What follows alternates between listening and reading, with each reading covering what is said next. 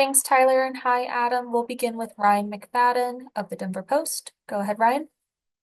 Hey Adam, during the game yesterday, there was quite a few times where Marvin Mims lined up in the backfield as a running back. What did you like about that, and kind of what advantages you think that provides for the offense? I thought it was really, it was a different way to use his skill set, and I thought we did a good job of that. And it just kind of throws another personnel grouping at them, at the defense, and we can see how they match it, and maybe we can get in a favorable situation in regards to that. So I thought it was creative, and I thought it was a good way to get him involved. Chris Thomason, The Gazette. We'll come back to Chris. Andrew Mason, The Fan.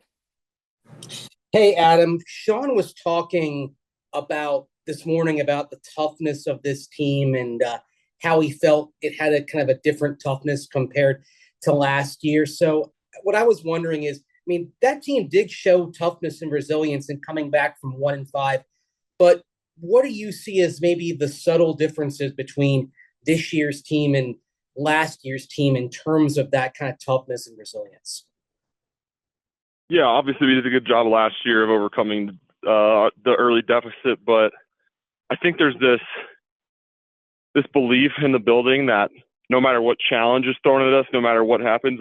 For example, obviously we got destroyed by Baltimore. It was an embarrassing loss, and we come right back against the back-to-back Super Bowl champions, and obviously we thought we played really well and just weren't able to finish it. But it just kind of shows the bounce back that this team has. It doesn't really matter, once what happens the week before or after Monday, it's kind of flushed, and we move on to the next week. And I think that's a huge difference.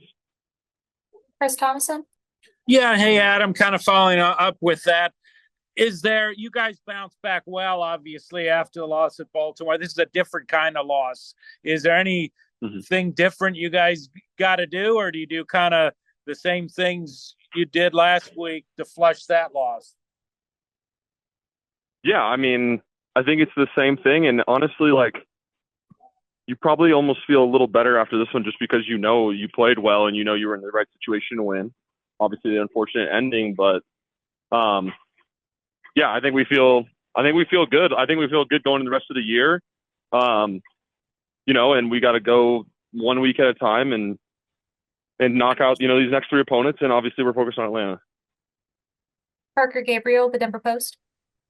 Hey, Adam, obviously, different styles of games the last 3 weeks with Carolina, Baltimore, and Kansas City, but I think you had one offensive touchdown in the second half combined in those three games. Is there something you can put your finger on where you just haven't quite got in gear in the second half, or what's the key? Obviously, you've done some good things, but what's the key to being more consistent in the second half offensively? Yeah, I think obviously it has been inconsistent, and we've gone on strings during really all of those games where you just kind of like 2 or 3 drives in a row, it's 3 and out, or maybe you get 1 first down in there. But I don't know. We just kind of gotta, and I think we've stuck true to our game plan and everything. It just sometimes they hit you with a certain pressure. They have a better call than you at times, and stuff kind of just happens that way. But we kind of just gotta, as players too. There's this assignment here, assignment there.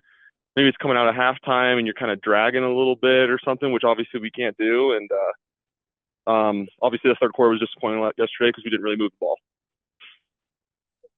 Eric Delala, DenverBroncos.com. Hey, Adam. Sean's mentioned, I think he said last week that each week is a different test. It's a different challenge for Bo. On third down yesterday, he was 9 of 10, a couple touchdowns, over a 140 passer rating. Wonder what you learned about him yesterday going into Arrowhead as a rookie and playing like he did. Yeah, I'm not really surprised with anything that kid does anymore. He's been unbelievable under pressure in all those games, even when we're down. You felt it the week before in Baltimore. You felt it all year. But yeah, it shows extreme poise, and he has confidence in what we're doing in the game plan and in his abilities and in our offense's ability. And he's been. You can't say enough good things about him, and that's how everyone feels in this building. And we should. He's earned the right for that or to that. And yeah, we believe in him, and he's been impressive. Back to Ryan. My bad. I don't have an additional question. I forgot to lower my hand. Sorry about that. All good. Back to Chris. Yeah. Hey, Adam. Justin Simmons is coming back with Atlanta this Sunday. What's it going to be like to see him going against you, and it's not going to be in practice?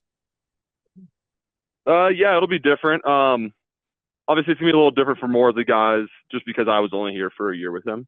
But you obviously felt the impact he had on this franchise and the city and everything like that. And he's a mentor to a lot of guys on the team. So I'm excited to see him, and I know a lot of other guys are as well. We'll go last question, Andrew Mason. Go ahead, Andrew.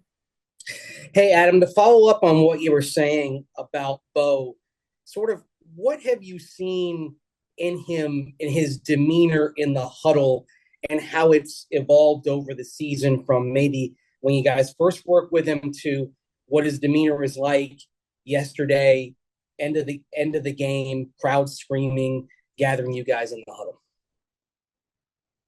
He's really just a calming presence. Obviously, early on, he's getting used to some of the game speed or play calls, this or that, but he's got very, very good control of everything that's going on, and you can feel that in the huddle. And we feel very confident everything that any play call that comes out of his mouth, we feel very confident in, and he instills that in us as an offense. And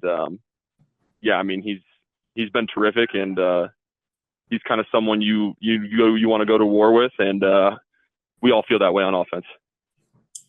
Thanks, Adam. Thank you so much for taking the time. Yep, thank you.